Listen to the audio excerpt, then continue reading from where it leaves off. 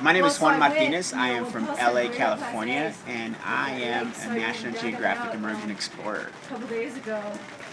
What are you doing at the BioBlitz? At BioBlitz, we're here today to really engage the community in coming out and helping the National Geographic do scientific research and surveys for the next 48 hours. And we're working with the National Park Service here at Rocky Mountain National Park and National Geographic and a whole bunch of different partners to really engage the communities, to encourage them to take ownership of not only the park itself and the natural beauties, but to take interest in the scientific research that goes on with this.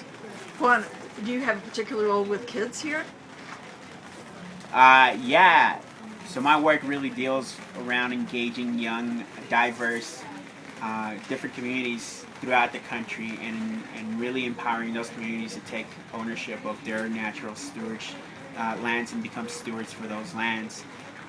So I do that all over the country.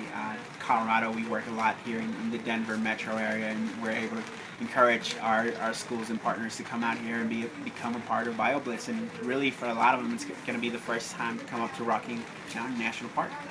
How did you get interested in that kind of work?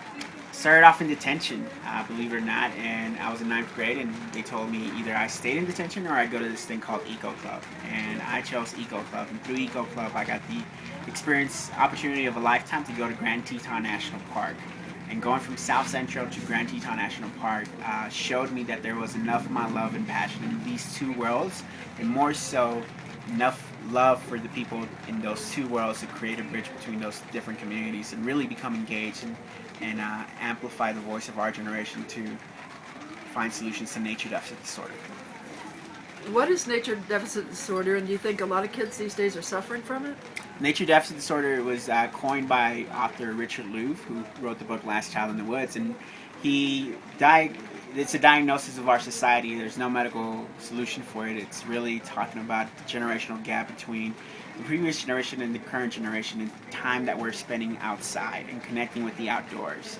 So on average, the U.S. teenager now spends over 45 hours connected to some kind of outlet in any media, which is a full-time job almost when you think about it. And so what we're saying is not only there's so much to do outside, use technology as a facilitator to getting yourself outside, but more than anything, the connection of the outdoors not only improves your health, it improves your math and science scores, it improves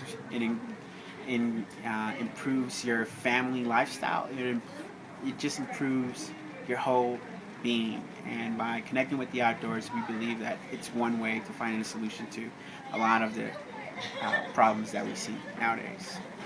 As a child, did you get to do that, or were you always in an urban setting yourself? I was always in an urban setting. I grew up in the middle of South Central LA, in a place where you don't necessarily associate with green and open spaces, very much surrounded by concrete, and I didn't get that experience. And it was because of an experience like that that I really expanded my horizons and was able to believe in myself and find the role models and mentors that could enable me to become the best leader that I am today.